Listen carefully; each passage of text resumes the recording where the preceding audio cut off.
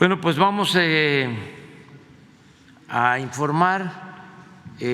Hoy tenemos tres asuntos importantes. Lo primero es lo de el apoyo a damnificados por el terremoto en Turquía, en Siria, y el apoyo para apagar el fuego que está afectando en Chile. Va a intervenir el secretario de Relaciones Exteriores y el secretario de la Defensa. Posteriormente va a informarse sobre todo lo que se está haciendo en desarrollo urbano, en vivienda. ¿Se acuerdan que tenemos ese pendiente? Y al final, Pablo Gómez va a informar sobre un juicio que se lleva a cabo en Florida. Ya hemos hablado de este asunto, en donde el Estado mexicano está reclamando bienes que presuntamente se adquirieron con dinero ilícito del pueblo de México.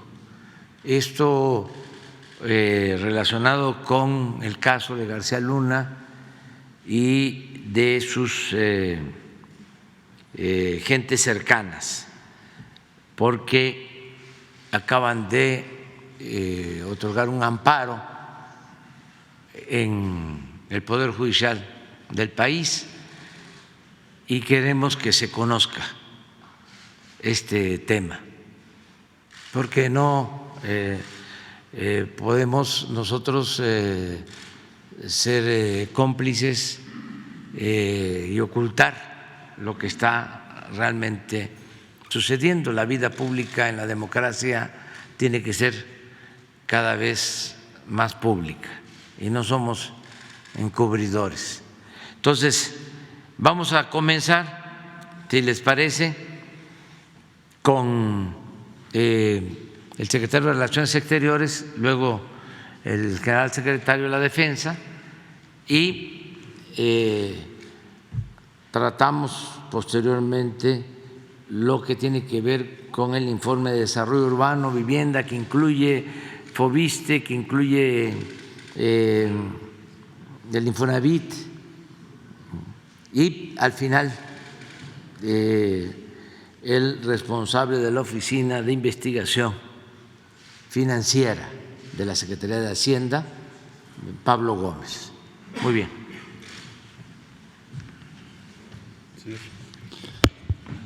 Con su permiso, señor presidente. Bueno, informar que ya están en el punto los equipos. Vamos tengo también un informe breve que me llegó ahorita, es un video de 1 minuto. Bueno, son las imágenes que nos están llegando.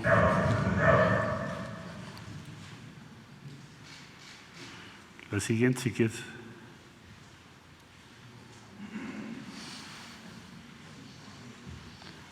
Sí, es una devastación considerable. Y ya está ahí el equipo mexicano ahorita. Ese es encontraron ya un cuerpo ahorita.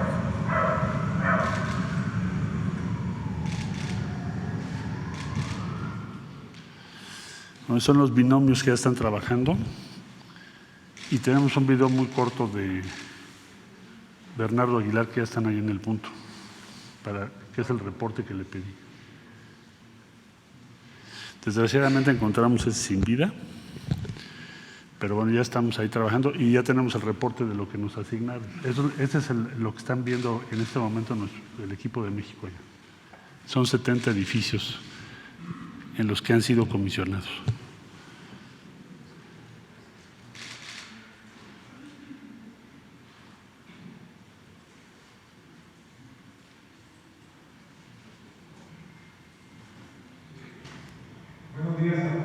todos.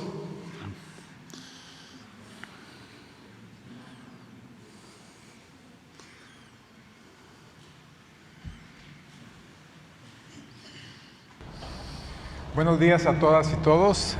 Por instrucciones del señor presidente de la República, Andrés Manuel López Obrador, ya estamos aquí en Adiyaman, en nuestro primer día de trabajo. Desde las 7 de la mañana hubo una reunión con 2 gobernadores y con el viceministro de Educación, que son las personas que están encargadas para coordinar los trabajos por parte del gobierno de Turquía aquí en esta ciudad, y se han asignado diferentes zonas y diferentes edificios a la Brigada Mexicana. Son 70 edificios los que se han asignado y desde esa hora empezaron a trabajar en varios de ellos. Tanto las brigadas de Cruz Roja como de Sedena y de la Secretaría Marina con los binomios caninos han estado trabajando en la localización de personas. Hay un lugar donde ya se localizó un cuerpo lamentablemente sin vida. Aquí muy cerca de donde nos encontramos también se localizaron 2 cuerpos, desafortunadamente también sin vida, pero también es importante hacer esos rescates. Entonces estamos trabajando en diferentes puntos de la ciudad, vamos avanzando, todos los equipos están trabajando de manera intensiva, la ciudad está pues prácticamente colapsada, hay cientos de edificios que lamentablemente han caído y un gran porcentaje de los que están en pie están dañados. Entonces la ayuda humanitaria, la ayuda de rescate y salvamento que está prestando México es muy importante. Sería lo sustantivo. Bernardo Aguilar, director general de Europa de la Secretaría de Relaciones Exteriores, es parte del equipo con la Secretaría de la Defensa Nacional, la Secretaría Marina y la Cruz Roja. Pero nos acaba de llegar el reporte ya. Ahí tenemos, estas son las imágenes, ya están ahí trabajando. Para el caso de Siria, precisar que tenemos ya contacto, desde luego, desde hace ya más de un día y medio, con el gobierno de Siria, quien nos indicó que se va a recibir la ayuda por conducto o participación de la Organización de las Naciones Unidas. Entonces estamos coordinándonos para ese propósito. El señor presidente, pues ese sería el informe, ya están trabajando ya.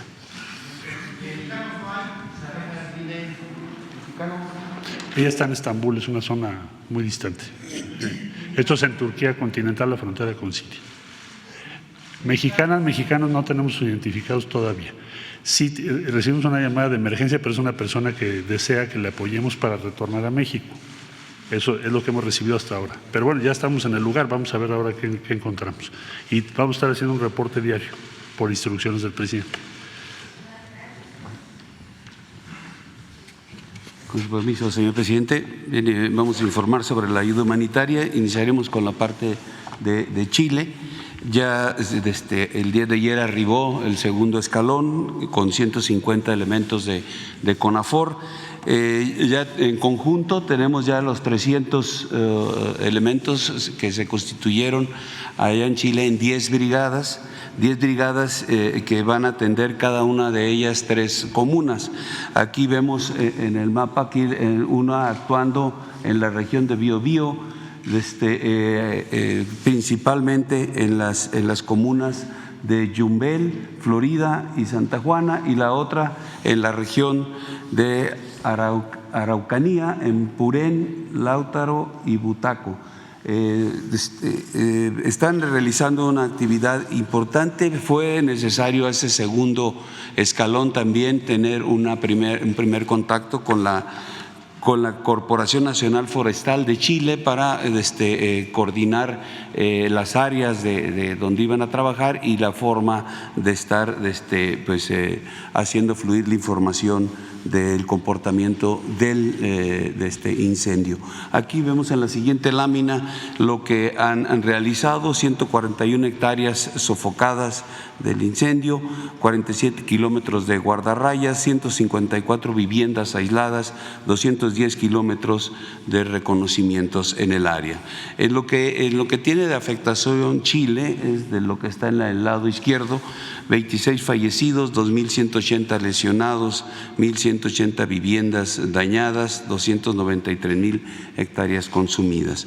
El personal que está trabajando, los 300 elementos, las 10 brigadas, están teniendo una actividad pues de riesgo, pero se está privilegiando la seguridad. Hay aspectos que tienen que estar cuidando. Primeramente, pues hay intensos cambios de vientos.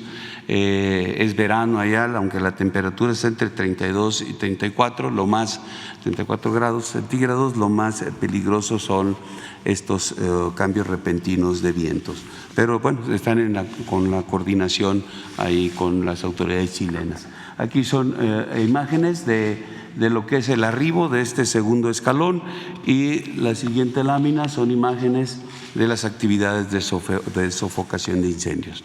En la parte de Turquía, bien, el personal fue trasladado en 6 autobuses a la ciudad de Adiyaman, Turquía. Ahí es donde fue asignada el área de operaciones.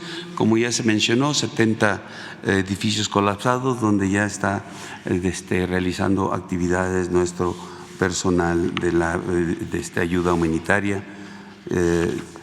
Aquí vemos adelante unas fotografías del traslado y de su presencia ahí en Adiyaman. También, bueno, primeramente el Gobierno de México privilegió lo que fue la ayuda humanitaria, de ahí que se movió personal de la Secretaría de Marina, de Cruz Roja, de Defensa, de Relaciones Exteriores, para tener ese equipo importante que ayudara a la población. Pero bueno, ahorita estamos en una segunda etapa de la organización de ayuda de víveres que se harán llegar a Turquía. El gobierno federal, el gobierno de México va a adquirir estos alimentos, y tenemos el ofrecimiento de la empresa Awesome Cargo con una aeronave Airbus 330. Esta aeronave tiene una capacidad de 50 toneladas y bueno, la empresa tiene experiencia en vuelos intercontinentales, y eso nos va a permitir poder pues llevar a la ejecución esta segunda fase del Gobierno de México. El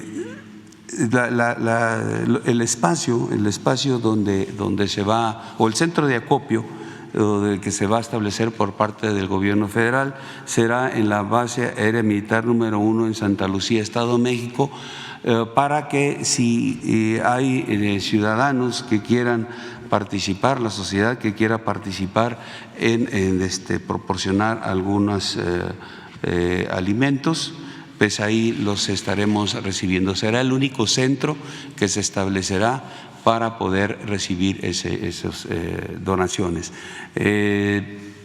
Una vez que esté lo que se adquiera por el Gobierno federal y lo que se done por la sociedad civil, se organizará toda la carga, se pedirá a la empresa el avión para que en el centro de acopio ahí de la base aérea militar número 1 se lleve a cabo el embarque y se organice el personal que irá representando a México para la entrega de estos víveres allá a Turquía.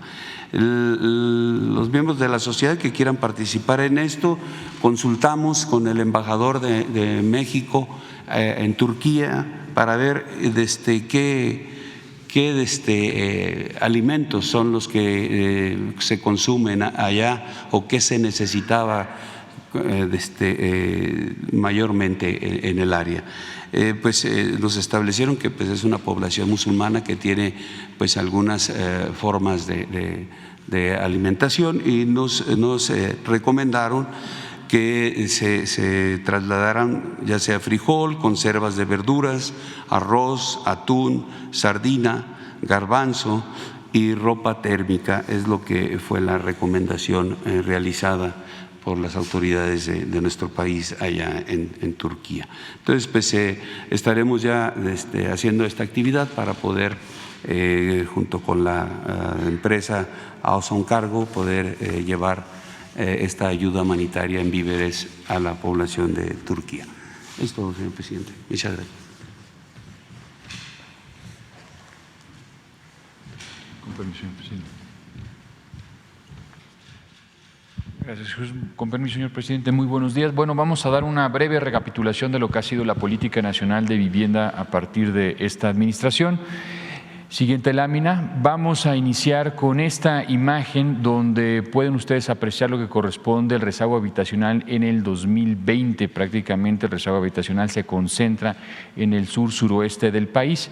Y un tema muy importante a destacar que hemos hecho en esta administración desde que hemos entrado es enfocar completamente la política de vivienda bajo tres premisas. Uno, que es un derecho. No es un mecanismo mercantil que hay que explotar, sino es un derecho humano la vivienda, es el primer punto. El segundo punto, una focalización clara de dónde tenemos el rezago habitacional a nivel nacional. Y el tercero es el mecanismo en cómo estamos atendiendo ese rezago. La mejor forma que hemos encontrado es la autoproducción con apoyos y créditos directos a las familias. Aquí tenemos lo que corresponde una gráfica por parte de la administración de Infonavit en 2017, donde claramente se puede notar los municipios, los estados con mayor rezago habitacional, Chiapas, Tabasco, Oaxaca, los estados del sur recibían el menor número de apoyos o créditos a nivel nacional. En este caso, en Infonavit son créditos. Entonces, es un claro ejemplo de cómo había una distorsión entre la oferta y la demanda de necesidades de soluciones habitacionales a nivel nacional. En la siguiente lámina podremos ver cómo hemos venido modificando el otorgamiento de lo que corresponde los subsidios por parte de la Comisión Nacional de Vivienda. Podrían ver en 2017, 2012, la mayor concentración de los subsidios en la parte norte del país, un panorama muy similar en el 2003 al 2018, donde el rezago, ya sabíamos en ese entonces que está ubicado en el sur-suroeste. Y hoy en día, en esta actual administración, el 2019 al 2022, se puede ver claramente la focalización de los recursos donde realmente se necesita, donde tenemos el mayor rezago habitacional. Eso es uno de los puntos centrales de esta administración. En la siguiente lámina tendríamos un resumen general del conjunto de créditos y subsidios acumulados al día de hoy. Estamos hablando de prácticamente 9 millones de acciones, donde el Infonavit encabeza el otorgamiento de créditos con 1.8 millones de acciones por parte de Sociedad Hipotecaria Federal, 500,000, la Comisión Nacional de Vivienda 314,000 acciones y el Fobiste casi 200,000 acciones. Esto es muy importante señalar porque hemos podido reducir el rezago habitacional entre el 2018 y en el 2020, son datos del INEGI que hemos recopilado en la Comisión Nacional de Vivienda, hemos podido reducir el rezago habitacional de 9.5 a 8.5. Habrá que esperar los nuevos datos por parte del INEGI en este año y ver dónde estamos situados. La tendencia es a la baja, es un tema muy importante porque esto no se había visto en los últimos 20 años. La disminución del rezago, vuelvo a reiterar, viendo la vivienda como un derecho. Segundo punto, focalizando las acciones claramente en regiones donde tenemos ese rezago. Y el tercero es que la mayor parte de estos apoyos, en comparación de cómo se venía haciendo en otras administraciones, se centran en acciones de autoproducción. Es un elemento muy importante, la focalización y la autoproducción. Sin más, le cedo la palabra a la subsecretaria Edna Vega.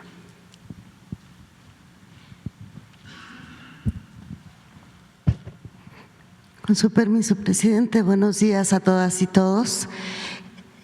Continuando con la presentación del secretario Román Meyer, y aunque ya lo habíamos hecho en una mañanera anterior, insistir en la importancia que tiene el otorgamiento de subsidios y apoyos. Antes esto se dispersaba a través de distintas instituciones y no necesariamente llegaba a las personas que más lo requieren. A partir de esta administración, todo el otorgamiento de apoyo subsidios a la vivienda se focalizó de manera directa a través de la Comisión Nacional de Vivienda en distintos programas. Como vemos en esta lámina, en total durante 4 años se otorgaron 314,605 apoyos que representaron 25,898 millones de pesos y efectivamente se concentraron en la zona sur-sureste del país. Lo que vemos en el norte tuvo que ver con el programa de apoyo a las ciudades fronterizas y también en ciudades turísticas durante 2019. Entonces se han atendido en 32 entidades, 1,133 municipios, lo cual es un dato muy importante. ¿A través de qué programas? El programa Por una Mejor Vivienda, que explicamos, se cerró el programa emergente de vivienda y este año continúa a través de este esquema. 168,725 apoyos, que consisten en una aportación de 35,000 pesos para mejoramiento, 80,000 pesos para ampliación, de manera directa a la gente y que ellos deciden qué hacer con su vivienda. La verdad es que los resultados han sido muy favorables, la confianza en la gente y que ellos lo desarrollan ha sido un elemento fundamental, sin ningún tipo de intermediarios, de ninguna características. El siguiente programa es el Programa Nacional para la Reconstrucción. A través de él, 60,750 apoyos en las entidades afectadas. Este año concluye este programa. Y el programa de vivienda social, que a diferencia del primero, consiste en que incorpora el elemento de una asistencia técnica, porque son viviendas nuevas que requieren que si haya un asistente que los ayude a la gente a una construcción segura. Esa es la diferencia. En total 314,000 apoyos. En la siguiente lámina vemos lo que será el programa 2023. De estas tres vertientes de los programas, 2,382 apoyos en reconstrucción, con esto cerramos, 8,017 subsidios para vivienda a través de vivienda social en 43 municipios y 10 entidades. En esta vertiente se atenderán los proyectos prioritarios y la atención a la situación de riesgo en distintas zonas, por ejemplo, Guerrero, Colima, Michoacán, que tienen afectaciones por sismo, será a través de este programa con estos subsidios. Y Por una Mejor Vivienda con 56,112 apoyos, 2,000 millones de pesos en 144 municipios y 23 entidades del país.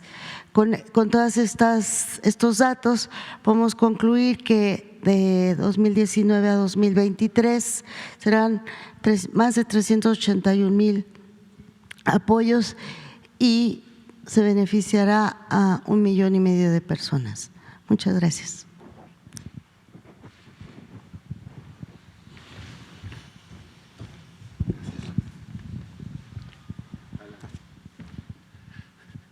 Con su permiso, señor presidente, muy buenos días. Pues dar una repasada general de qué hemos venido haciendo en Foviste, informarles acerca del cierre del programa de crédito 2022, el cual cerró con 48,728 créditos otorgados, una derrama económica de 42,597 millones de pesos. Para el 2023 estamos esperando un rango de financiamientos entre 59,000 y 70,274, una derrama económica esperada de 55,511 millones de pesos. Quiero destacar como algo importante que, si bien ya lo hemos informado a finales del año pasado, se aprobó por nuestros órganos de gobierno la inscripción continua. Por primera vez en los 50 años de Foviste, el otorgamiento de créditos no será a través de sorteos ni de puntajes. El momento en el que el acreditado, el derechohabiente, quiera acercarse con nosotros, podrá ejercer su crédito. Y también alineados con la Política Nacional de Vivienda y como lo informaba el secretario Meyer, en el programa de crédito 2023 contempla entre 2,100 y 2,800 créditos para autoproducción y además 15,000 acciones para mejoramientos de vivienda. Eso para ayudar a acabar contra el rezago habitacional que existe. La siguiente, por favor.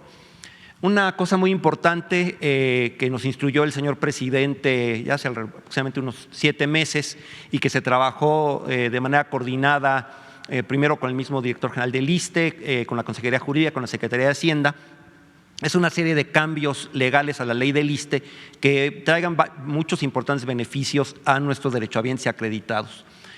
Menciono los 4 principales. También por primera vez se estarían otorgando créditos en pesos. Hoy en día los créditos se otorgan, como ustedes lo saben, tomando en cuenta la unidad de medida de actualización, la UMA, y ahora pues van a poder ser en pesos una vez que eso se apruebe. El monto del crédito y los pagos mensuales se podrán determinar tomando en cuenta el salario básico del trabajador. Hoy en día solamente se toma en cuenta el salario básico y la idea será que al aprobar esto, a decisión del propio derechohabiente, pueda hacerse no solo el sueldo básico, sino el sueldo básico más las compensaciones a las que tenga derecho. Eso también dará una mayor capacidad de crédito y la amortización de este crédito también será de una manera un poco más suave y amable. Lo de inscripción continua que ya mencionamos, queremos que también quede como una cuestión de ley. Y como punto 4, que es importante, tenemos un número de acreditados que salen del sector y ellos, pues al quedarse sin un empleo, pues se les deteriora el crédito rápidamente. Entonces, con esto podremos hacer una serie de reestructuras para poderlos apoyar a ellos. Y también, bueno, para trabajadores en activo que por alguna cuestión económica el descuento de la nómina no sea suficiente, poder hacerles una reestructura para que también puedan ellos cubrir su pago. Y como último punto, la siguiente lámina, por favor, también por instrucciones del señor presidente, hemos trabajado en una serie de medidas o soluciones para problemas con créditos emproblemados. El de liquidación de 10, en el cual se condona el 10% restante de cuando alguien ya pagó el 90% del crédito. Liquidación anticipada con descuentos del 5 y 10%, en el cual cuando son créditos jóvenes, si quieren liquidar, bueno, se les hace un descuento del 5%. Un crédito que tenga ya más de 10 años, se les puede otorgar un descuento hasta del 10%. Liquidación de créditos 30-60, en especial para atender población vulnerable, adultos mayores. Entonces, cuando acreditados tengan más de 60 años, se hayan pagado más de 2 veces el monto del crédito que se les otorgó, se les podrá hacer una liquidación. Y asimismo, créditos que tengan más de 30 años de antigüedad, se haría la liquidación. Muy importante este programa, que no lo estamos haciendo a petición de parte, es de nuestro propio base de datos, estamos avanzando y lo estamos haciendo para que sea de una manera más fácil y más rápida. Reestructura total de liquidación, créditos deteriorados por crisis económicas, se podría dar un descuento hasta de un 34% del saldo pendiente de pago. Un programa que estamos apenas iniciando desde noviembre del año pasado, Soluciona la Medida, lo estamos haciendo en especial con el grupo de ex policías de la extinta Policía Federal, en el cual estamos platicando con ellos y viendo uno por uno cuál es su capacidad real de pago y en base a eso se está haciendo una reestructura para poderlos ayudar. Y también anunciamos hace unos días, por instrucciones también del señor presidente, y él nos hizo favor de aprobarlo, como decíamos nosotros, los créditos que tenemos, nuestra cartera está en la unidad de medida de actualización, la UMA.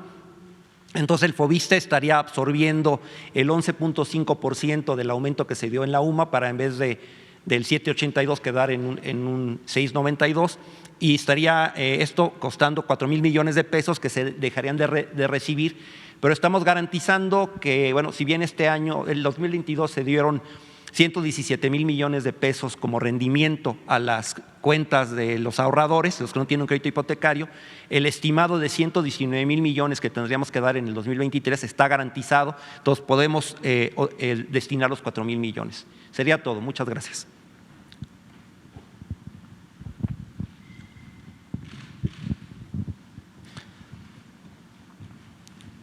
Con su permiso, presidente, buenos días a todos los compañeros de los medios de comunicación.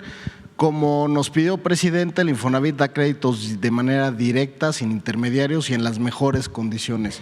Hoy tenemos aquí el comparativo de tasas de interés. El Infonavit tiene una tasa progresiva, quien menos gana, menos paga, 2.5% para quien gana el salario mínimo, y el promedio del Infonavit muy por debajo del promedio bancario. Ahí están viendo, la banca presta 11.28 en promedio, el Infonavit en promedio a 8.23%.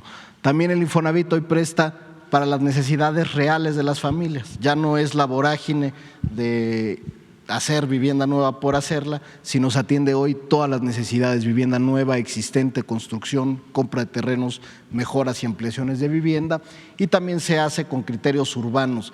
Es decir, hoy todas las casas que se venden a través de un crédito Infonavit cuentan con servicios completos, están en zonas cercanas al empleo, y junto con la Secretaría de Economía y Profeco impulsamos la norma que prohíbe la publicidad engañosa y establece mecanismos de queja contra los constructores, los vendedores de vivienda por vicios ocultos a su vivienda. La que sigue, tenemos también un tema que ha salido aquí, presidente, de los migrantes. Los migrantes siempre preguntan cómo pueden tener una casa, cómo pueden pagarla. A partir de 2019 y a raíz de una pregunta que surgió aquí mismo, establecimos el programa Infonavit Sin Fronteras. Con ese, los migrantes desde Estados Unidos en cualquier remesadora pueden depositar el crédito de su familiar aquí en México. El Infonavit absorbe las comisiones de las remesadoras y se han obtenido a través de esto 492 millones de pesos, lo que equivale a que se están pagando desde Estados Unidos 10,000 viviendas aquí en México. Adicionalmente, con la Secretaría del Trabajo y el Seguro Social, hemos hecho un plan para atender a la seguridad social y los migrantes. El día de hoy, en la Comisión de Vivienda y Seguridad Social de la Cámara de Diputados, se dictaminará una reforma a la ley que precisamente tiene este fin: que se puedan inscribir los migrantes al Infonavit y también puedan ser sujetos de crédito del instituto, así como se hizo con el Seguro Social. En la que sigue, también el presidente nos pidió acabar con los créditos impagables y así lo hemos hecho.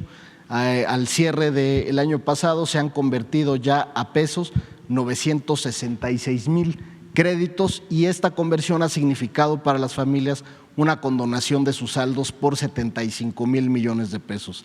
Recordarle a las familias que todavía tienen su crédito en veces salarios mínimos, o sea, créditos de antes de 2016, que a partir de hoy en mi cuenta .infonavit.org.mx pueden convertir su crédito a pesos.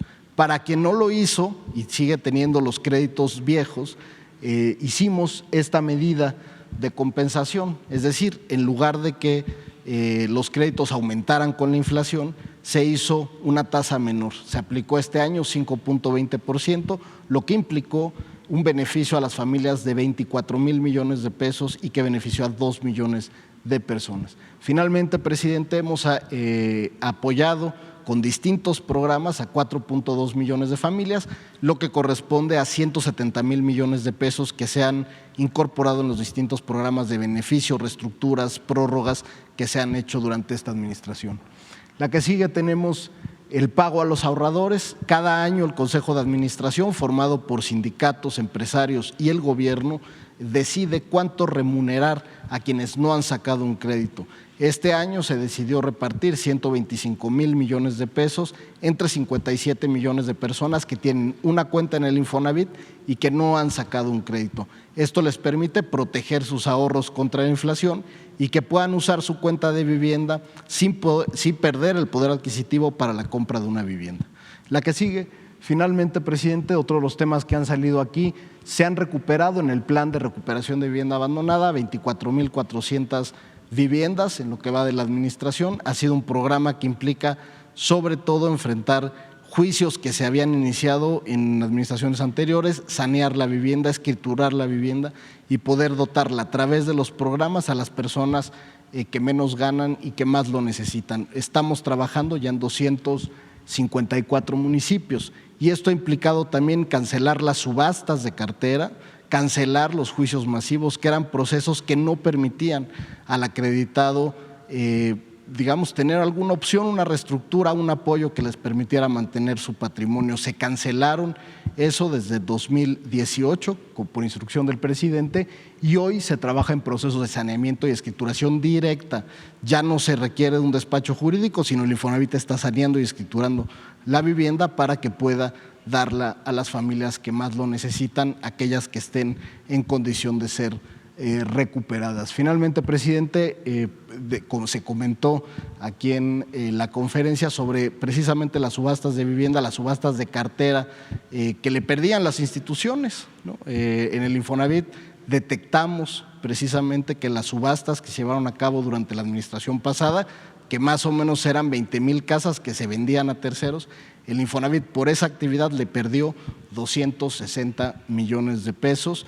Era una actividad que, si bien parecía o tenía toda la apariencia de ser lícita, pues era un daño a un fondo que es de los trabajadores y que se perdía por esta actividad. Y lo mismo pasaba, presidente, recordaba usted el FOBAPROA. En el FOBAPROA el gobierno mexicano adquirió las carteras crediticias de la banca privada y una vez que las atrajo el gobierno hizo ventas y subastas de esos bienes y, de acuerdo con información del IPAB, que es el Instituto de Protección al Ahorro, solo se recuperó el 30% de cada una de esas carteras, ¿no? O sea, 30 centavos por cada peso de lo que valían esas carteras. Sería todo, presidente, y haría un video. En México, más de 8 millones de viviendas se encuentran en condición de rezago. Esta problemática se concentra principalmente en el sur-sureste del país. Durante las últimas décadas, resultado de la visión neoliberal y mercantilista, se construyeron en masa cientos de fraccionamientos alejados de las ciudades. El resultado fue un abandono masivo de viviendas, dejando de lado la esperanza y los recursos de la gente. Desde el inicio de esta administración, la Política Nacional de Vivienda tomó una visión social, mejorando y ampliando el tipo de apoyos y créditos para las familias. Después vinieron y ya tomaron medidas y que fotos y nos dijeron que iban a tumbar la casita y todo, y con la sorpresa de que nos iban a hacer una casa por completo. Al día de hoy, alrededor de 3 millones de familias han recibido algún apoyo o crédito por parte de los organismos nacionales de vivienda y casi 1 millón de viviendas han dejado de estar en rezago, lo que representa la disminución más importante en 20 años.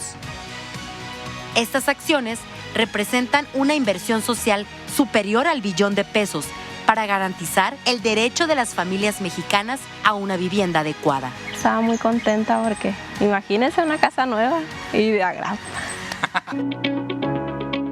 El Infonavit también ha mejorado sus condiciones crediticias, lo que ha permitido que más de 4 millones de familias con préstamos de administraciones anteriores hayan podido disminuir o pagar completamente sus saldos.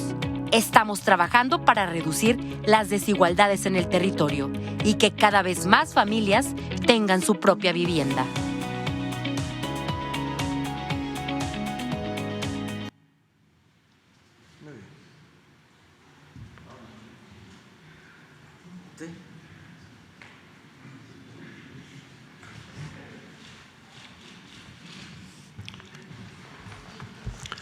Gracias. Buenos días. Vamos a, por decisión del presidente, a presentar algunos datos relevantes sobre el juicio que se lleva a cabo de carácter civil en el estado de Florida en contra de Genaro García Luna y de una serie de personas y de empresas que formaron parte de la red de corrupción encabezada por este sujeto.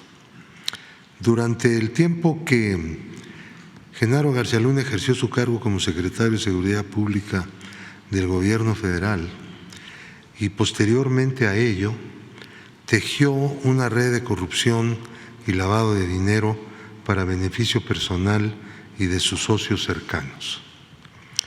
Bajo auspicio de García Luna, un conglomerado empresarial familiar que opera en distintos países obtuvo 30 contratos con diversos órganos de seguridad pública en México, a partir de los cuales se extrajeron recursos públicos por un monto de $745.9 millones y sigue el examen de otras operaciones.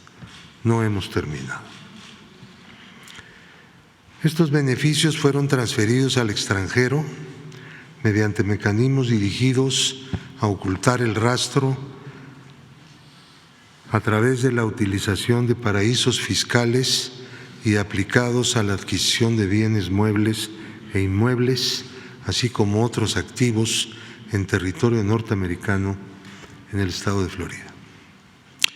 El actual gobierno de México, por conducto de la Unidad de Inteligencia Financiera de la Secretaría de Hacienda y Crédito Público, identificó la red de corrupción de García Luna, su forma de operación, los montos y la ruta que siguieron los recursos. En consecuencia, incluyó en la lista de personas bloqueadas a quienes participaron en esta confabulación y presentó denuncias ante la Fiscalía General de la República el 24 de diciembre de 2019 por hechos relacionados con delitos de corrupción, delincuencia organizada y operaciones con recursos de procedencia ilícita, conocido como lavado de dinero. El gobierno mexicano presentó una demanda civil el 21 de septiembre de 2021 ante el Tribunal del 11º Circuito Judicial del Condado de Miami-Dade, Florida, para la recuperación de los activos adquiridos con los recursos extraídos del erario mexicano y ubicados en ese estado norteamericano, con la intención de resarcir el daño generado al estado de nuestro país. El proceso civil es independiente al juicio penal al que está sujeto García Luna en Brooklyn, Nueva York. En cuanto a México, los procesos penales siguen su curso y el gobierno espera que abarquen también los peculados y contrataciones indebidas cometidos mediante redes de corrupción encabezadas por García Luna durante 20 años, incluyendo dentro de estos los 6 años del gobierno anterior, en que siguió operando esta red de corrupción de García Luna, cuando ya no era servidor público. Tenemos un listado de 40 contratos que se llevaron a cabo y que fueron instrumentos para la comisión de delitos de corrupción.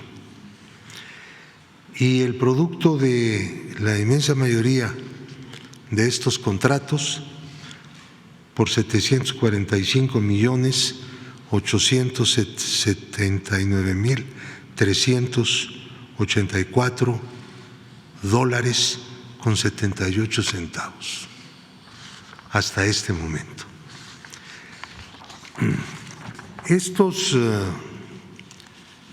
recursos, producto de estos 40 contratos que se van a dar a conocer todos, son los que están en este momento en el juicio civil de Florida. El Tribunal de Florida, bueno, las personas demandadas son Genaro García Luna, Linda Cristina Pereira de García Luna, Mauricio Samuel Weinberg López, Jonathan Alexis Weinberg Pinto, Silvia Donna Pinto de Weinberg, Nathan Vancier Taub, José Francisco Niembro González y Marta Virginia Nieto Guerrero de Niembro. Hay una lista de 44 empresas que fueron utilizadas en esta trama de corrupción. Voy a mencionar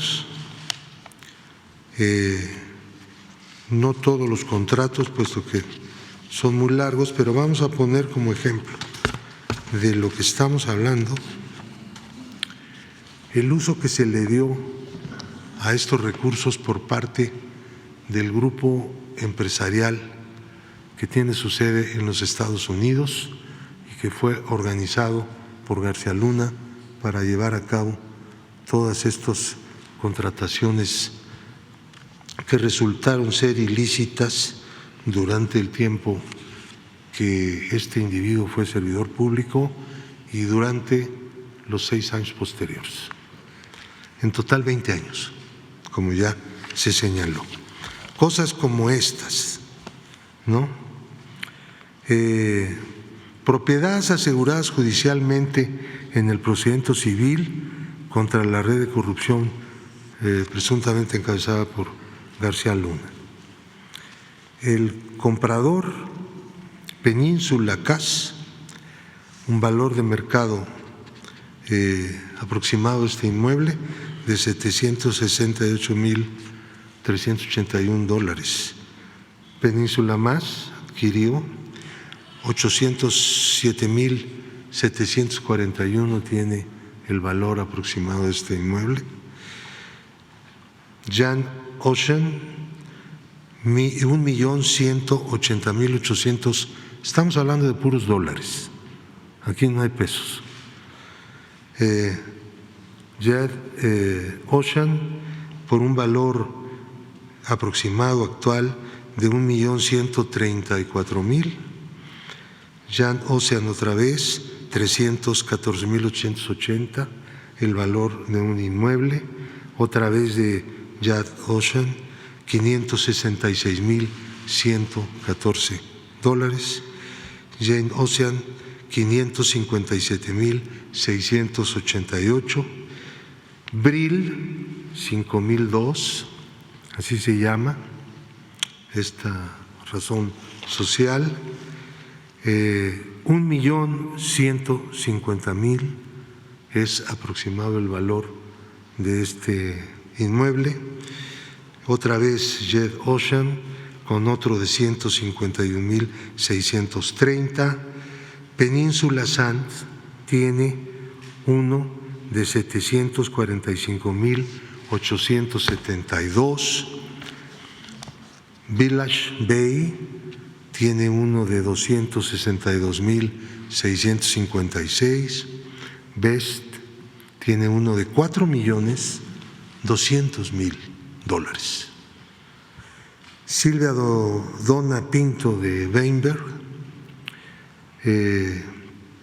tiene uno de 2,232,876.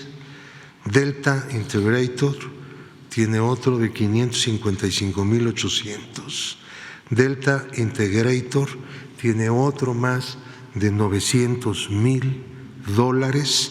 Delta Integrator tienen $510,965. Delta Integrator tiene otro más de la esposa de la persona mencionada por $509,961. Yagra posee uno 469,806.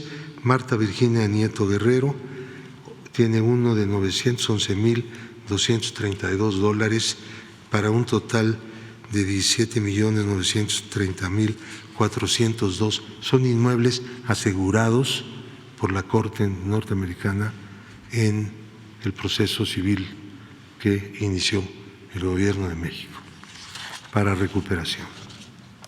Hay una serie de cosas que no son inmuebles, que son muebles que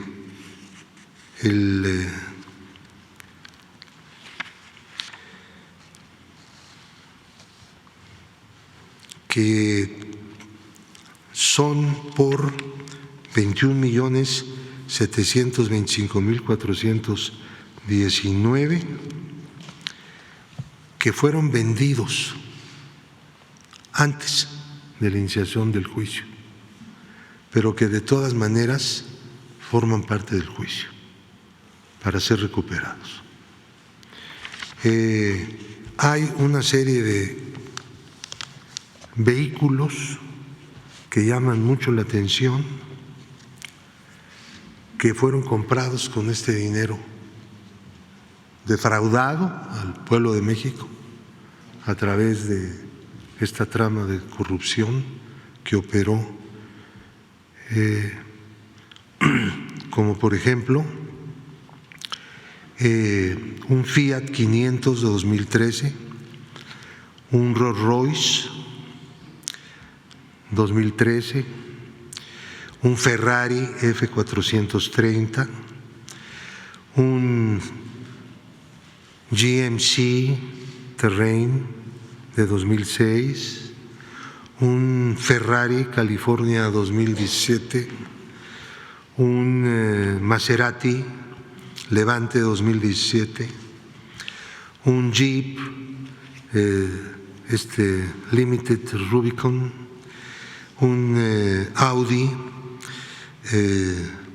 4, un Lamborghini. Están ustedes viendo del lado izquierdo el nombre que aparece como propietario y todos están en la trama, todas las personas. Un Jeep Grand Cherokee, un Cadillac Escalade Premium 2015, un Mini Cooper, un Toyota 2015, un Honda Element, un remolque, un Smart, otro Lamborghini, Huracán, un Tesla, un Mercedes-Benz de 2005, un Land Rover de 2018, un Toyota Camry, un Sea Ray, un Mercedes-Benz 2011, un Bentley convertible Continental, una embarcación Scout de 2014, un Fiat Cabriolet, un Mazda, un Ford Mustang 1970 de colección, un Mercury Montego 75 también, un Ford Mustang también de colección 1967, otro del año 69, otro del año 70, otro más del año 70, una Harley Davidson 2007, otra más del 2009, un Ford Mustang 1970, un Ford Mustang de 1968, también de colección, un Mercedes-Benz 2012, otro Mercedes-Benz 2010, un Jaguar sedán 2011 y una motocicleta. Esta lista es una lista todavía parcial, es producto de una serie de investigaciones completamente comprobadas que se han realizado, porque con el dinero que se robaban compraban cosas con el propósito de mantener el dinero en situación de lavado.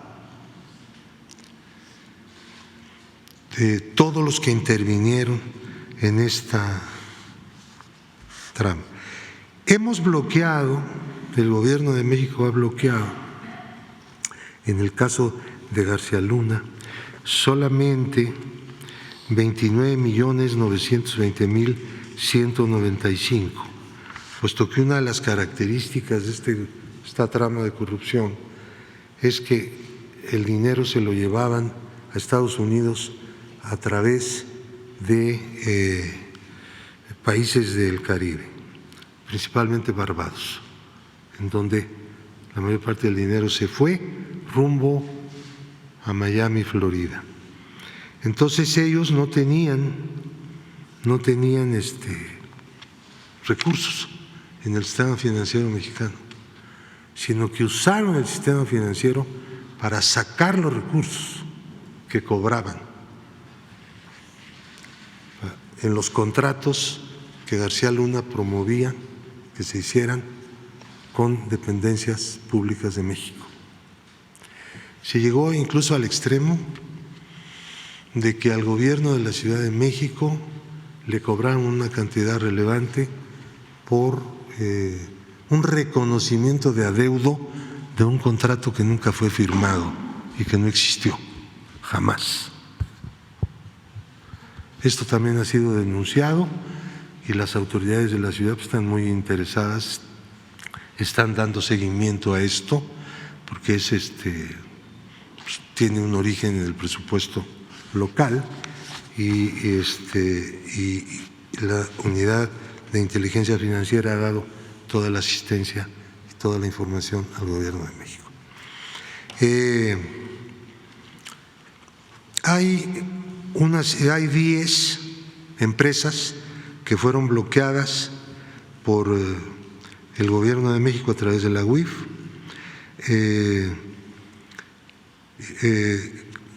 cuyo monto bloqueado solamente fue de 4,5 millones de pesos. Las empresas cobraban e inmediatamente se le llevaban el dinero. A ciencia y paciencia de las autoridades de entonces, quiero decirlo, porque así fue.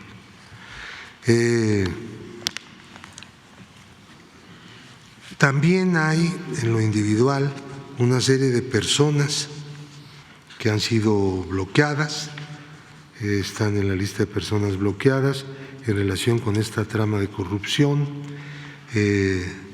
pero también por montos, pues algunos millones de pesos, pero no en los niveles de lo que fue hurtado a México. Ahora bien, quiero dejar este asunto en esto.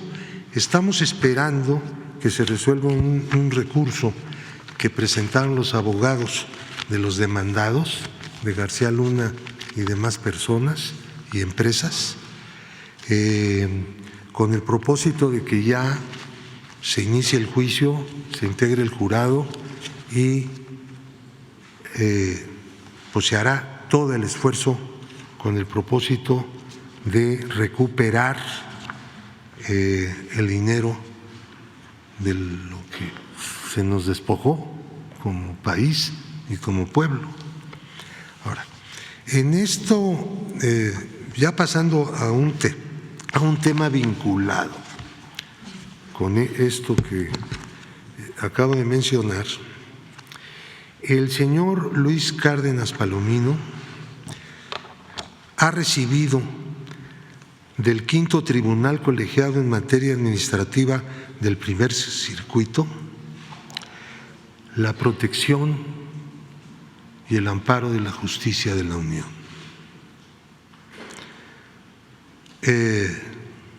Apenas el 25 de enero de 2023, este tribunal está integrado por Jorge Antonio Cruz Ramos como presidente, María Elena Rosas López y Pablo Domínguez Peregrina, que son magistrados del Poder Judicial de la Federación.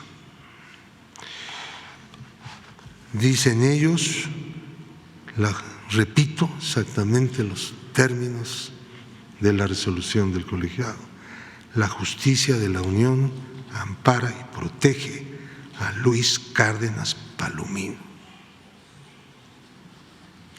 Es una resolución definitiva e inatacable, no tenemos recurso.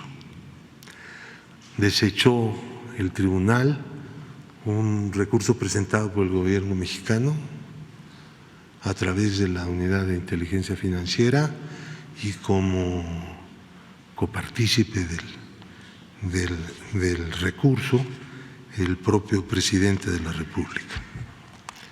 Ahora, ¿qué significa esto? Significa que la acción del gobierno con el propósito de prevenir actividades ilícitas en el sistema financiero de parte de individuos que están siendo sujetos a procedimientos jurídicos de distinto tipo y que se conoce que realizan actividades de lavado de dinero, son pues liberados por del problema de estar en la lista de personas bloqueadas y de no poder realizar actividades en el sistema financiero mexicano, por el Poder Judicial mexicano, que debería pues, interesarse justamente en lo contrario, ¿no? Cualquiera lo podría suponer. El gobierno de México no puede callar frente a esto, porque pues, este no es un problema de colaboración entre poderes, este es un problema de otro orden. Tiene que darse, espérame tantito, tiene que darse se tiene que informar al pueblo de México lo que está pasando. El argumento es, vean el argumento, el procedimiento que llevó a la UIF a inscribir a esas personas, porque este es un caso, hay decenas y centenares de casos, en la lista de personas bloqueadas, como es un procedimiento meramente nacional y no lo está solicitando ningún país extranjero, por lo tanto, carece de suficiente certeza y carece de seguridad jurídica. Punto. Jurisprudencia elaborada en su momento por el ministro Medina Mora, aprobado por la segunda sala, y que no todos, quiero insistir, los jueces aplican a ciegas. A ciegas. No solamente es un criterio malinchista, es un criterio que sirve para convalidar actividades ilícitas, proteger no solamente a criminales de la delincuencia organizada, sino especialmente a los corruptos, ex servidores públicos, etcétera, todo ese tipo de cosas que hemos tenido. Entonces, pues yo quiero que se entienda que no se está persiguiendo a nadie ni por sus ideas ni por sus posiciones políticas, simplemente lo que se está haciendo es cumpliendo con la ley. Uno de los instrumentos es justamente el bloqueo de las cuentas, que es de tipo preventivo. Esto se hace ahora junto con la presentación de denuncias. Hay jueces que han llegado incluso a prohibir que la información de inteligencia financiera pueda ser entregada al Ministerio Público. Y entonces quedan las personas que están siendo protegidas por esos jueces en situación de impunidad total, porque para judicializar sobre el delito de operaciones con recursos de procedencia ilícita, mejor conocido como lavado de dinero, se requiere forzosamente la denuncia de la UIF, según el Código Penal Federal, en su artículo 400B. Por eso, al momento en que se impide que el gobierno pueda utilizar los datos obtenidos legalmente, sin duda, del sistema financiero, de personas, sobre todo personas expuestas políticamente,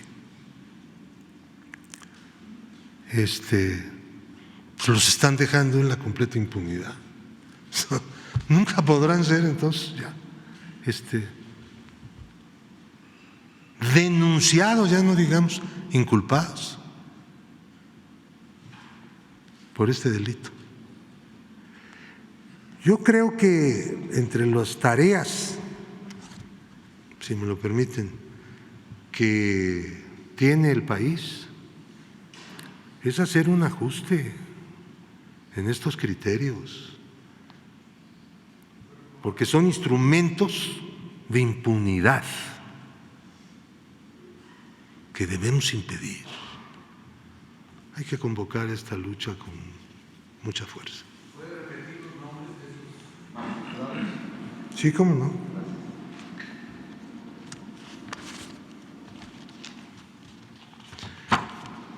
Estamos hablando del quinto tribunal colegiado en materia administrativa del primer circuito.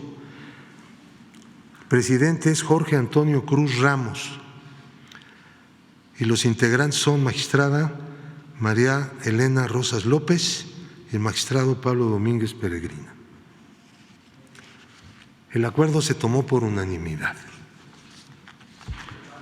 Nadie puso en cuestión la aplicación de un criterio completamente, quiero decirlo, antinacional e inconstitucional.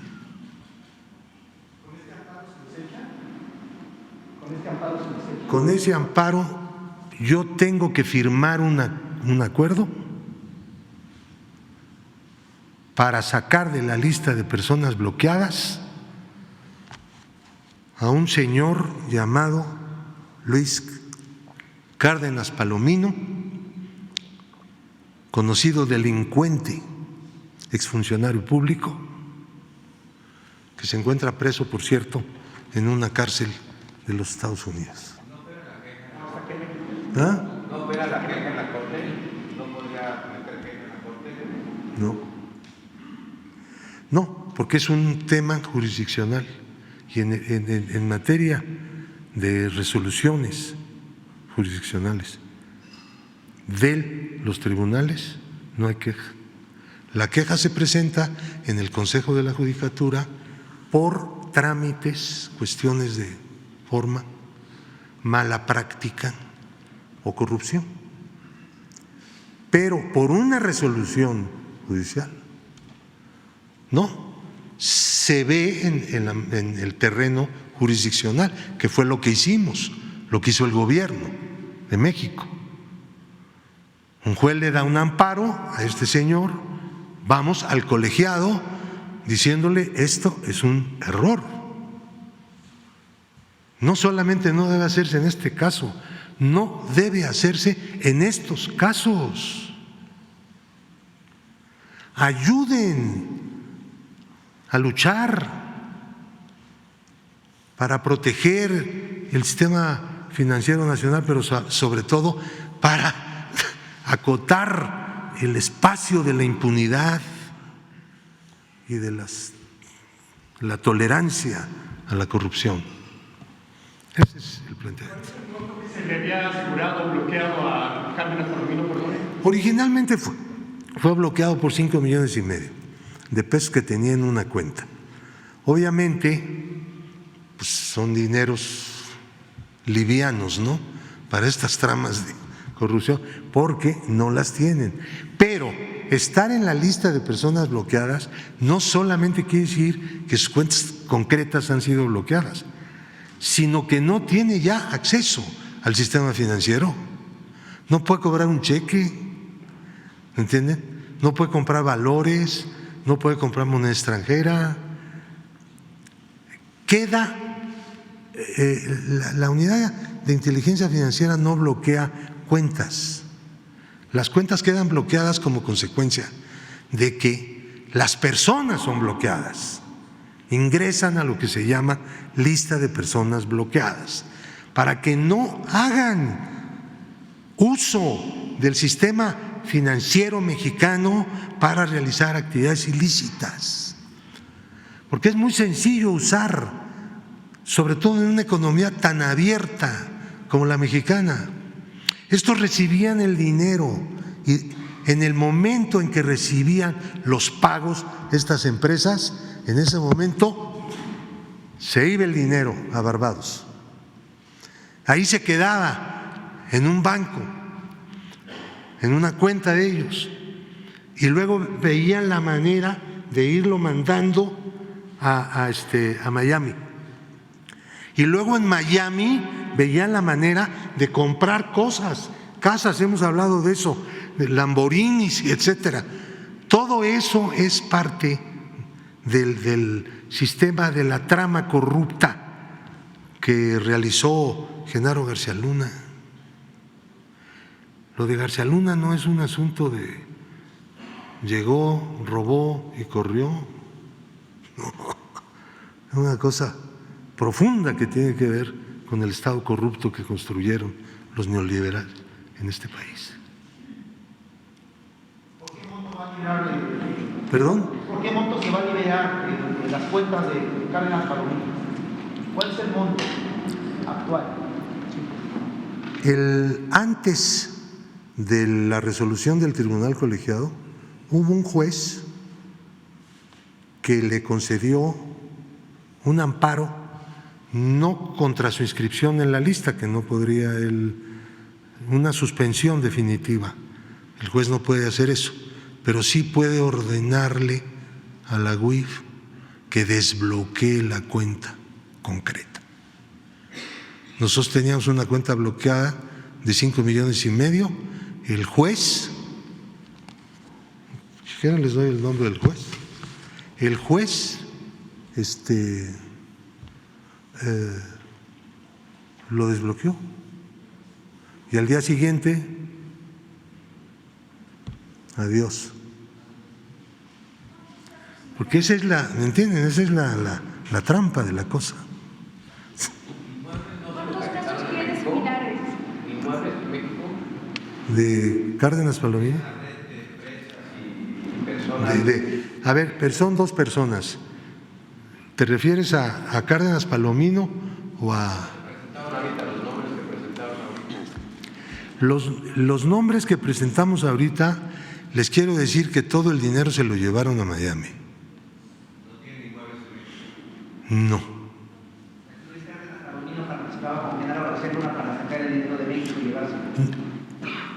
No operaban en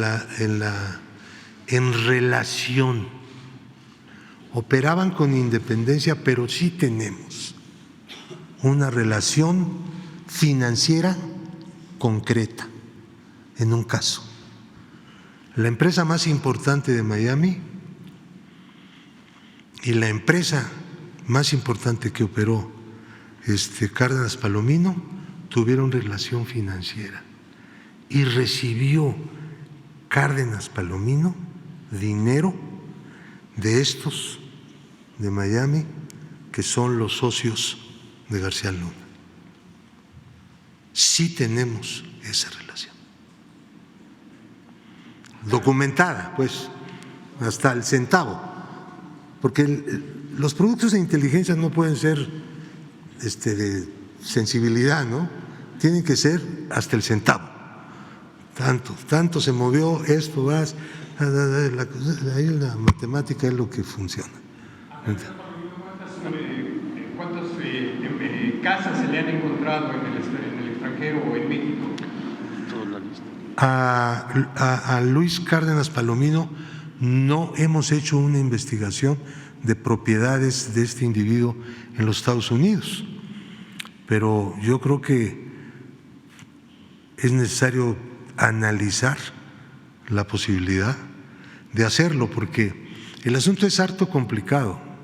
En el caso de García Luna se pudo por el conducto que tomaron para llegar a Miami, el que él se fue allá y el que este conglomerado empresarial del que estamos hablando de Miami le dio abiertamente una transferencia de $10 millones a García Luna. Y entonces en ese momento pudimos agarrar la mano y decir, ya, te caché. Ese fue el elemento más importante para abrir el proceso civil y reclamar todos los bienes. Entonces, en el caso de Luis Cárdenas Palomino no hemos tenido esa fortuna, pero Luis Cárdenas Palomino está siendo investigado por la Unidad de Inteligencia Financiera pues desde hace mucho. tenemos miren nomás de qué tamaño es este Timbiriche de empresas y personas. Ahí está.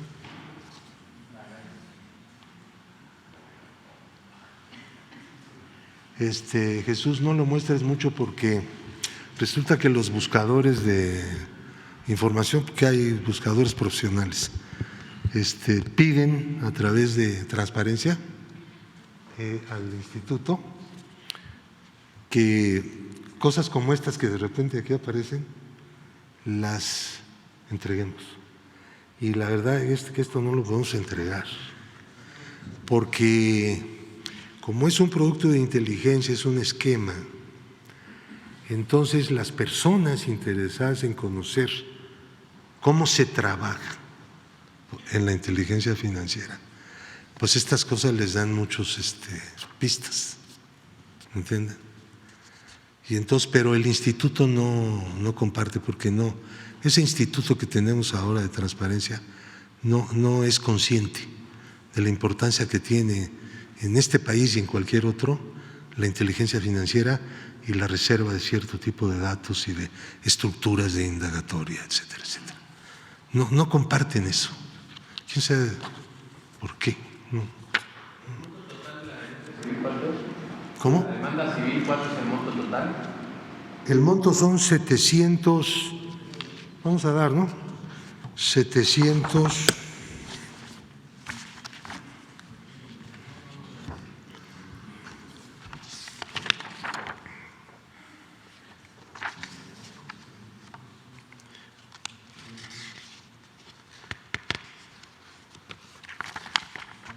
Ya se me hizo aquí bolas el engrudo.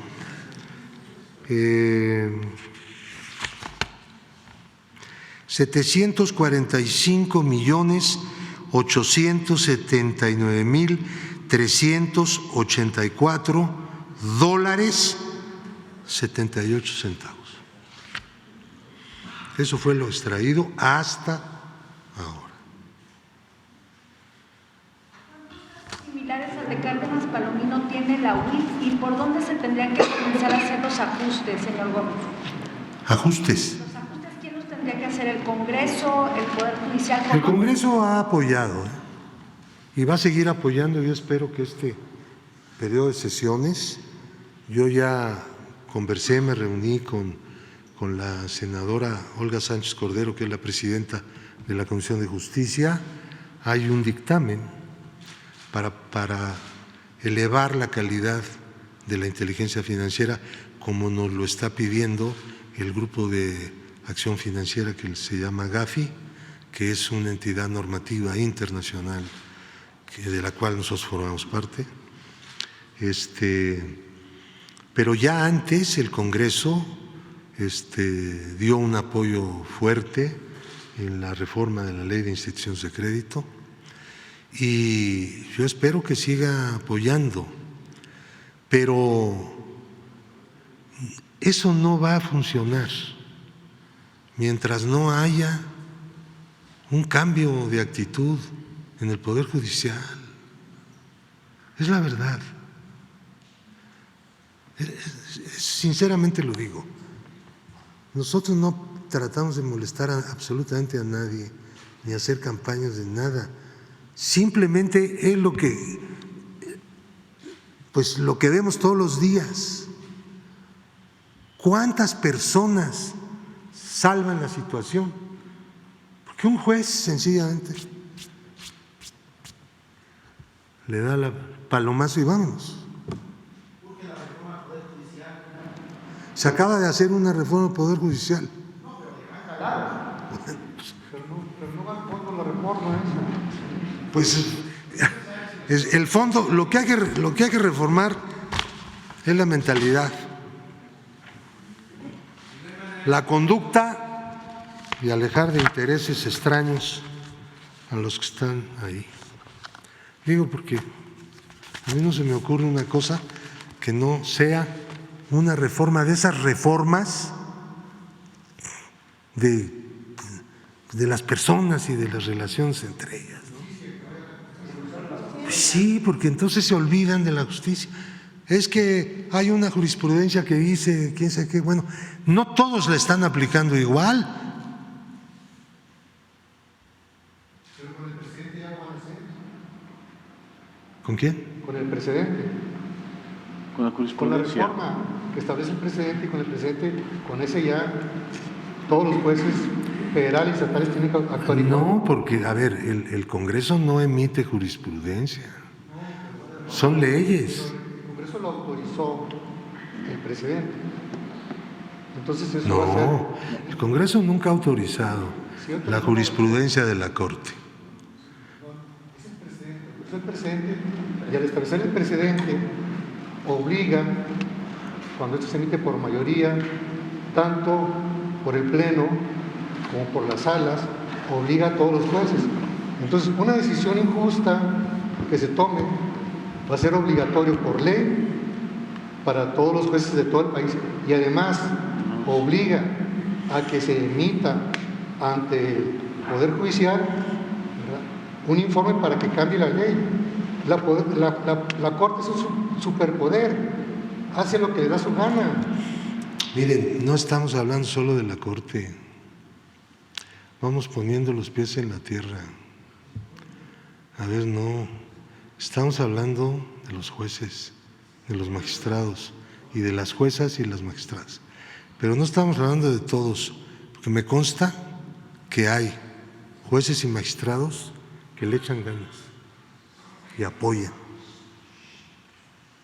Un juez apoya, se van a revisión a un colegiado y ahí le dan palo, porque ahí predominan otros criterios. Hay un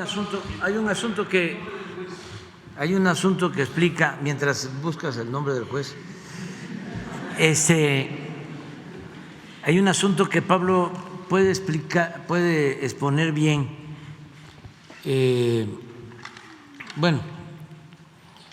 Tiene la experiencia en haber sido el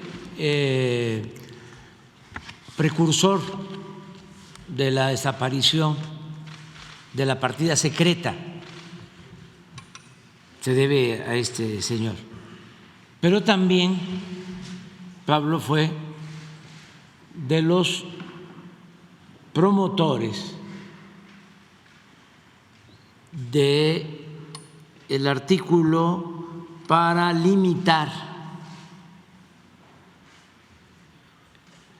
los sueldos de los altos funcionarios públicos y no permitir que ningún funcionario pudiese ganar más que el presidente de la República.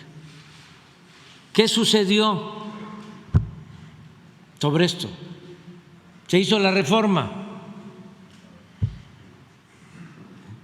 Que Pablo explique por qué hay ministros de la Corte, magistrados, funcionarios de organismos supuestamente autónomos, en donde se ampararon, quién otorgó ese amparo para que se viole un artículo de la Constitución, porque esto es muy importante.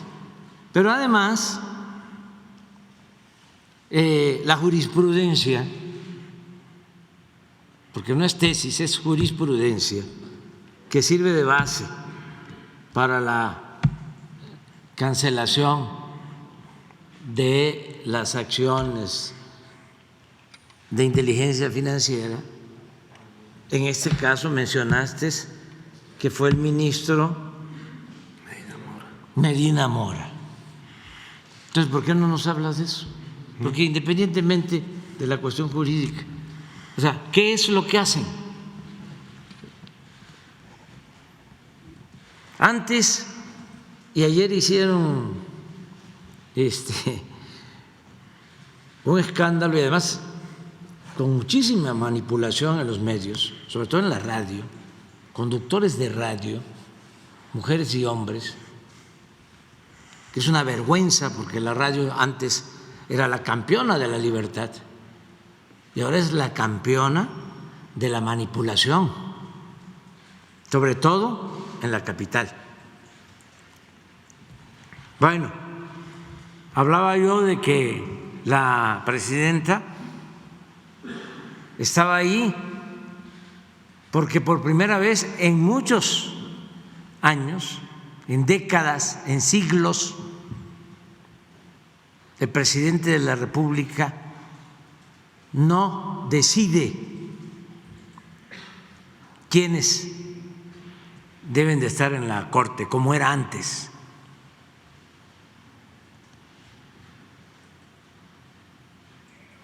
Me van a contestar los formalistas de que la ley establece el mecanismo de que el presidente envía 3 propuestas al Senado y es el Senado de la República el que decide quién va a estar. Eso es pura simulación, porque esa terna ya llevaba, así era antes, dedicatoria.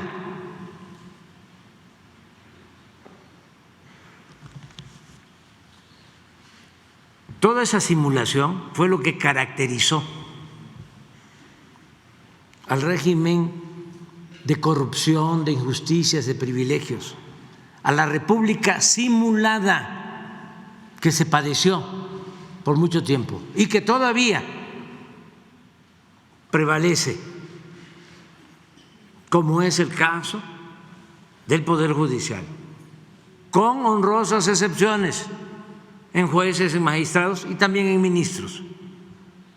Pero si queremos purificar la vida pública de México, lo tenemos que hacer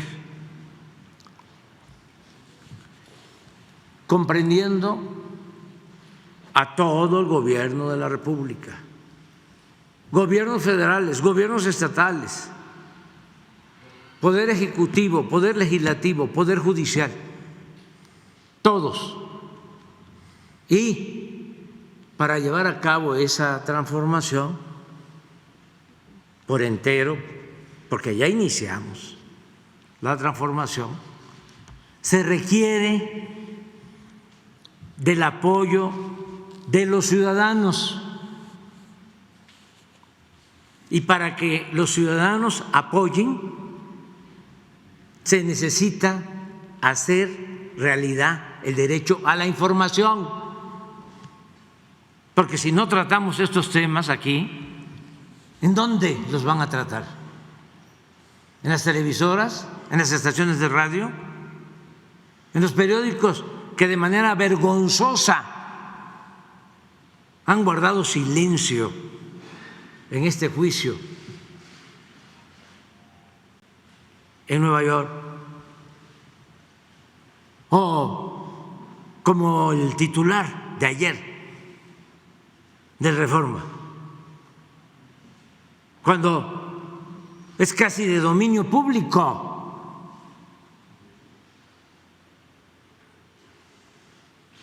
La asociación delictuosa que prevalecía entre autoridades y delincuencia organizada. Y todavía se atreve el Reforma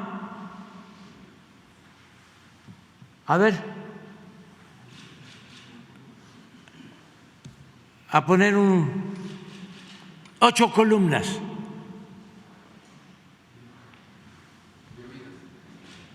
Implican a Calderón, pero de oídas. Y por cierto, hoy, ¿cuáles son las 8 columnas? Es que esto nos da una idea de cómo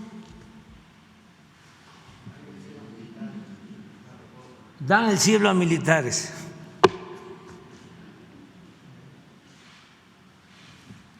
Se volvió usted ya ángel general. Este es el periodismo vendido, alquilado, al servicio de la oligarquía que se dedicó a saquear a México y que se sentían los dueños del país y que quieren regresar. Y son los que traen la campaña en contra de nuestro gobierno que busca la transformación. Pero afortunadamente la gente está apoyando, pero tenemos que estar informando y por eso estamos aquí. Cuando me informa Pablo del amparo a este señor, ayer mismo le hablé, le digo, esto no puede quedarse oculto, esto no es un trámite burocrático más, esto es una afrenta a la justicia, a el movimiento que busca acabar con la corrupción y con la impunidad. Y estas batallas las vamos a seguir dando todos los días, porque nada ha dañado más a México que la deshonestidad de sus gobernantes. Y eso es lo que ha dado al traste con todo. Esa es la causa principal de la desigualdad social, de la desigualdad económica, de la violencia, de los males que padecemos. Por eso no hay tregua en el combate a la corrupción, en el combate a la impunidad. La transformación es enfrentar la decadencia con un cambio verdadero. Con esta introducción, ¿por qué no platicas lo de los sueldos? Porque es interesante. Y lo que quieras, además. Gracias. Bueno, brevemente los temas que el presidente ha puesto aquí. Ustedes saben que la partida secreta hace un par de años o algo así fue eliminada por fin de la Constitución. Costó trabajo, había que tomar las decisiones en ambas cámaras por 2/3 y nos tardamos más de 2 años insistiendo en que ya había que quitar eso, sobre todo para ajustar cuentas con la historia y decir no más el abuso, la utilización de recursos públicos para propósitos personales. Y ya, no existe. Ahora, el asunto del 127 constitucional. Ustedes saben que hace 10 años o más se modificó la Constitución por acuerdo de todos los partidos para poder regular las remuneraciones de los servidores públicos. Y uno de los elementos que se consideró adecuado introducir fue que ningún servidor público del Estado Nacional Mexicano, no estaba hablando del gobierno federal o de un poder o del otro, no, el Estado mexicano. Estamos hablando del artículo 127 de la Constitución Política de los Estados Unidos Mexicanos. Ningún servidor público puede ganar más que lo que es asignado en el presupuesto al presidente de la República. Entonces, les voy a contar el chiste, porque es un chiste, de lo del Instituto Nacional Electoral. Ellos ganan más que el presidente, pero no solo los consejeros, Hay 400 en el INE que ganan más que el presidente. 400. Entonces, no tienen escapatoria. Hay incluso una nueva ley de remuneraciones, es concluyente, no hay resquicio. Van en un recurso a la Corte los del Instituto Nacional Electoral pidiendo que no se aplique el presupuesto federal en lo que toca a los sueldos en el INE. Nada más. La Corte admite y en lugar de hacerle caso a la Cámara de Diputados, que es la emisora del presupuesto, de que por favor no fuera a dar una suspensión, porque no acepta la ley suspensiones contra normas de carácter general, el presupuesto lo es. Le dan la suspensión. No se aplica el presupuesto en materia de sueldos para el Instituto Nacional Electoral. Entonces ellos deciden seguir ganando lo que quieren. Pero el asunto no se resuelve en el fondo, lo dejan pasar el tiempo en la Corte. Llega un momento en que ya nada de eso funciona. ¿Por qué? Porque el presupuesto ya se acabó, ya dejó de funcionar. Viene el nuevo año, un nuevo presupuesto y lo mismo. Lo impugnan, se les da la suspensión. Es un juego, ¿no? Pero es un chiste, porque es de carcajada. Y nunca han resuelto el fondo. Nunca se ha pronunciado la Corte. ¿Por qué hace esto la mayoría en la Corte? Porque ellos ganan más que el presidente. Yo era diputado cuando mandamos el primer presupuesto, correspondiente al año de 2019.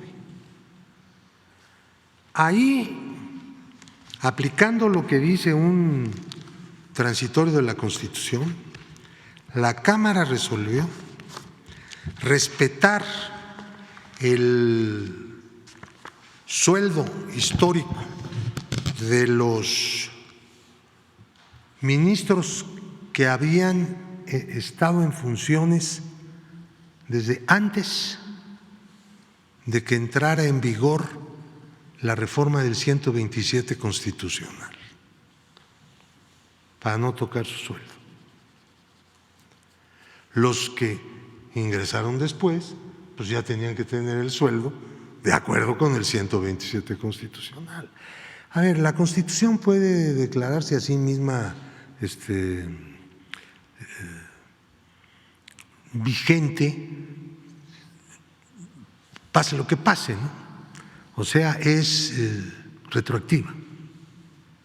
Si la Constitución no fuera retroactiva, no se hubiera podido hacer el reparto agrario, no se hubiera podido expropiar los bienes de las empresas petroleras. Así no se hubiera podido hacer nada, ¿no? Hubiera quedado todo como en el porfiriato. Pero no, sí es retroactiva. Pero aquí en este caso se convino en el Congreso que expresamente no se hiciera retroactivo. Bien, una consideración para los ministros. Pero han abusado. Ya de esos ya creo que nada más hay uno. Ya los demás ya están fuera de este término. Siguen ganando más, ellos deciden lo que ganan. No es correcto que nadie en el país que sea, por más poder que tenga, decida cuánto va a ganar. No es correcto. Es algo ofensivo contra la República. No un asunto de grillas. No importa tanto lo que se están embolsando. Lo que importa es que esa arrogancia de autoasignación del sueldo pues es un golpe brutal al sistema democrático republicano que debe haber en un país, ¿no? Esa es la lucha. El otro asunto. No es un amparo, es una controversia. Se presentó como INE. Sí, como INE. Los consejeros decidieron presentarla y luego algunos dicen que ellos no cobran tanto, que porque lo que cobran, una parte la regalan. Bueno, entonces sí cobran tanto, ¿no? Pues cada quien hace, sí, yo regalo mi sueldo, no deja de ser mi sueldo, hago con él lo que quiero. Entonces ellos dicen, no, yo no gano tanto, yo lo regalo. Bueno, pues, ¿quién sabe qué regalará? Termino, presidente, con el asunto de Medina Mora. Sí. Último. Va. Este también es algo dramático, tragicómico.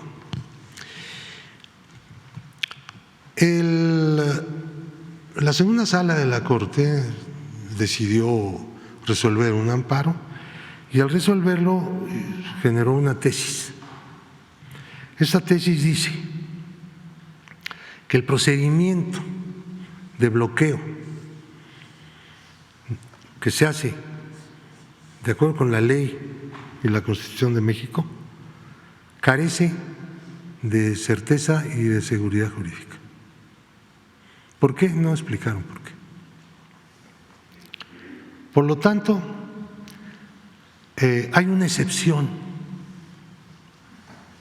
La excepción es cuando del extranjero, una entidad con la capacidad para ello, le solicita al gobierno mexicano el bloqueo.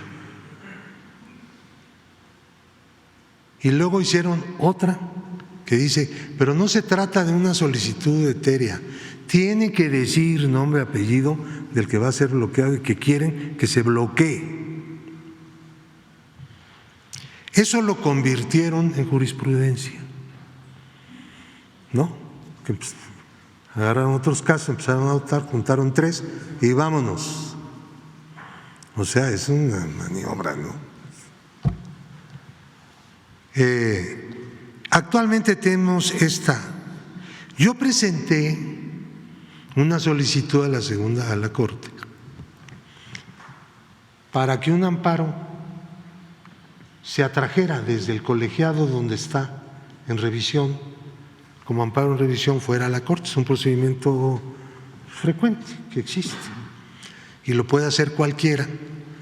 Yo lo hice siempre y cuando, claro, un miembro del consistorio, o sea, un miembro de la Corte, apoye.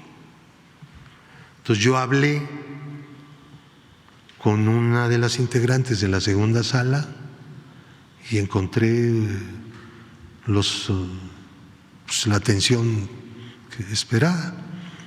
Entonces ella presentó mi solicitud en la segunda sala y dijeron sí, hay que traerlo, pero para endurecer aún más la jurisprudencia. Entonces esta ministra dijo, no se trata de eso, se trata de hacer una revisión para superar la tesis malinchista de Medina Mora. Se quejaban algunos poderosillos en aquel entonces que los ponían en la lista de personas bloqueadas y también algunos poderosos delincuentes. Entonces eso generó una reacción en el máximo tribunal, que consideró que no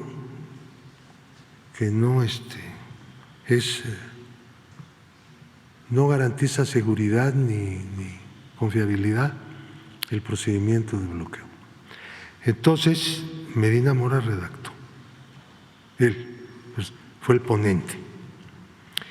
Este es el problema que tenemos. Yo me he dirigido recientemente, a partir de que el ministro Pérez Dayán fue nombrado presidente de la segunda sala, pidiéndole que la segunda sala rectifique esto, que ese rumbo es inconveniente para México. Es un acto de lesa soberanía, es someter la soberanía al dictado de una agencia extranjera. Y yo, pues en el tiempo que llevo en la UIF, desde luego ustedes comprenderán que nunca le he pedido a ningún gobierno, nunca le he pedido al FBI ni a la DEA un papelito, ¿no? No, porque pues eso es someternos no a ellos, someternos a ellos por decisión de nuestra propia Corte. Yo no admito que la Corte pueda hacer eso. El gobierno mexicano no puede estar de acuerdo. Y bueno, pues así que está la cosa. Y tengo la promesa de que va a haber un nuevo examen de que cada quien, porque no han atraído ningún asunto en revisión que está en los colegiados para aprovechar ese amparo en revisión atraído por la segunda sala para poder dictar una corrección a esa jurisprudencia. Hay que dictar una nueva. Punto. Dejar atrás la que está vigente y construir la nueva jurisprudencia, así como hicieron la construcción de la que está actual. Y pues apoyen, por favor. Vamos a la marcha de la lealtad.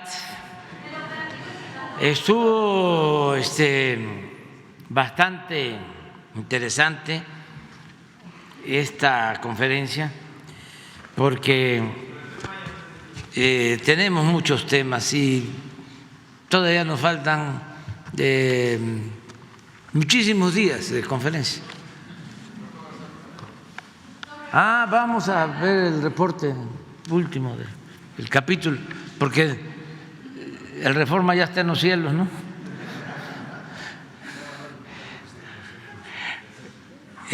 Pero aquí está la tierra. Esto es lo que está en la tierra.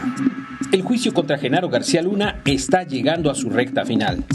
Este miércoles 8 de febrero, en el 10º día de audiencias en la Corte del Distrito Este de Brooklyn, en Nueva York, la Fiscalía determinó que el próximo lunes llamará a sus últimos testigos y dará por terminada su parte. Se espera que en ese día presenten a un testigo significativo. Mientras tanto, la defensa está analizando seriamente si García Luna declarará en el juicio. En caso de hacerlo, el juez dio la orden de que la defensa debe avisar a la Fiscalía a más tardar el próximo lunes en la mañana y el testimonio se llevará a cabo el martes. En caso de que García Luna no testifique, podrían empezar los argumentos de cierre de ambas partes el jueves de la próxima semana. Durante la audiencia, se concluyó el testimonio de Marlene Tarantino, funcionaria del Servicio de Ciudadanía e Inmigración de los Estados Unidos, quien fue la encargada de revisar la solicitud de Genaro García Luna para naturalizarse como ciudadano estadounidense. La testigo presentó como evidencia la solicitud con la fecha del 1 de junio de 2018 y manifestó que en ella García Luna señaló que no había cometido ningún crimen. Tarantino afirmó que tras su revisión, compartió la información de la solicitud a otras agencias para su investigación. El siguiente testigo fue Egbert Simon, agente de la patrulla fronteriza.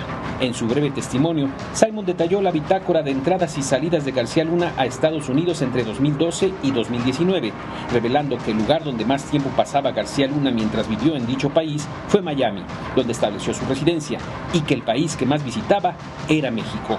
La Fiscalía luego llamó a Iván Carrera, agente de la DEA, quien declaró haber sido uno de los 5 agentes que arrestaron a García Luna en Dallas, Texas, el 9 de diciembre de 2019. Carrera manifestó que tras la detención y al momento de llevar a cabo el interrogatorio, la videocámara no funcionó pese a intentarlo por varios minutos, por lo que procedieron a realizar los cuestionamientos sin grabar. Aclaró que García Luna aceptó rendir su testimonio sin ser grabado. El testigo afirmó que cuando le preguntó a García Luna si tenía nexos con el narcotráfico, en específico con los Beltrán, este negó tener alguna relación con los Beltrán Leiva y dijo que él los combatía, no los ayudaba. Además señaló no conocer a Iván Reyes. Durante el contrainterrogatorio, la defensa cuestionó que en todo el complejo de la DEA en Dallas únicamente tuvieran una videocámara y criticó que García Luna no hubiera tenido presente a su abogado. En respuesta, la Fiscalía volvió a señalar que García Luna había aceptado participar en el interrogatorio sin ser grabado, lo cual quedó plasmado en el acta. El próximo testigo de la Fiscalía fue George Dietz, agente especial del Departamento de Justicia de Estados Unidos, Distrito Este de Brooklyn, Nueva York. Antes del testimonio de Dietz, se presentó un debate intenso entre las partes y el juez, pues la Fiscalía pretendía que Dietz mostrara fotografías que se obtuvieron de la computadora de García Luna al momento de su arresto, en las que se muestran propiedades, coches y motos, entre otras cosas. El abogado defensor César de Castro argumentó que aunque una persona tenga fotos de ciertas cosas en su computadora, no necesariamente quiere decir que sean de su propiedad. Al final de la discusión, el juez decidió que la Fiscalía solo podía presentar fotos que muestren bienes que puedan probar efectivamente que le pertenecen a García Luna. La Fiscalía procedió a presentar fotografías de la llamada Casa Blanca de García Luna en Cuernavaca. El testigo se encargó de describir el contenido de estas, mientras que proporcionaba la fecha en la que supuestamente fueron tomadas. Tras esto, la Fiscalía decidió dar por terminados los cuestionamientos por este día, pero anunció que durante la siguiente audiencia presentará fotografías de un yate, autos de lujo, la colección de armas de García Luna, motocicletas Harley Davidson y la casa de García Luna en la Ciudad de México, en la que se encontraba lo que el ex embajador de Estados Unidos en México, Anthony Wayne, llamó en una audiencia anterior el acuario de agua salada más grande que haya visto. Hoy jueves no habrá audiencia por la imposibilidad de un miembro del jurado para asistir, por lo que el juicio se reanudará el lunes próximo. Bueno, nos vemos.